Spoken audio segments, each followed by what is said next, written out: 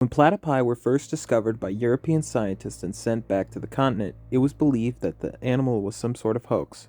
The specimen was a cadaver, and it was assumed that someone had stitched various animal parts together and tried to deceive the public.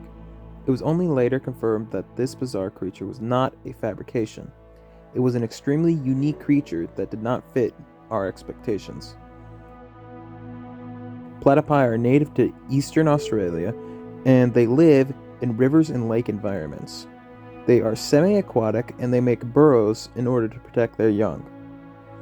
Although platypi only have one species, there is some variation in their morphology. Platypi in northern Australia are typically 1/3 of the size of platypi in Tasmania. These creatures are monotremes. Monotremes are a group of mammals that share a few common features. Monotremes secrete milk from mammary glands. They do not have udders and the animals sweat it out. They lay eggs and they have a cloaca, which serves the purpose of both reproduction and waste excretion. Platypi are unique even among monotremes. Echidna, the only other monotreme, are not semi-aquatic and resemble hedgehogs.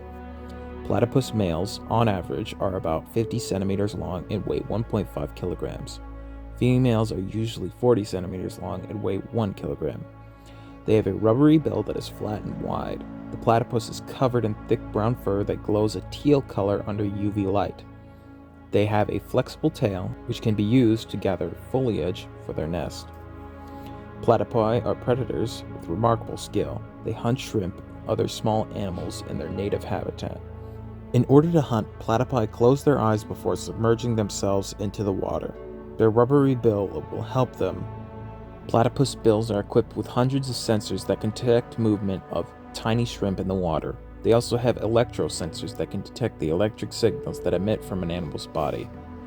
Male platypi have a poisonous barb on their back foot that can deliver a painful but non-lethal sting.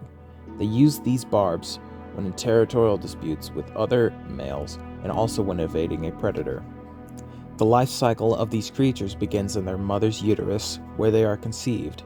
In northern Australia, platypi mate in August. In the south, this happens in September. Their mother builds a nest for them and eats a lot of food. After she completes this burrow, she lays 2 eggs with soft, sticky shells, and she holds them to her belly with her tail in order to incubate them. After 2 weeks of incubation, the 2 puggles are born. The puggles are very vulnerable at this stage and need their mother's milk in order to survive. They are hairless, blind, and have underdeveloped limbs. The young grow and develop and stay in the burrow until they are weaned. At 4 months, they are old enough to leave the burrow and they clumsily waddle out of the den for the first time. The platypi will become fully grown by the time they are a year old, and they will be ready to have their own puggles. If you plan on visiting Australia, or if you live there, you can visit a local river or lake and observe them. If you plan at looking at one, please be careful not to disturb them, as they are very skittish. What lesson can we take away from these creatures? I don't know. I just think they're cool.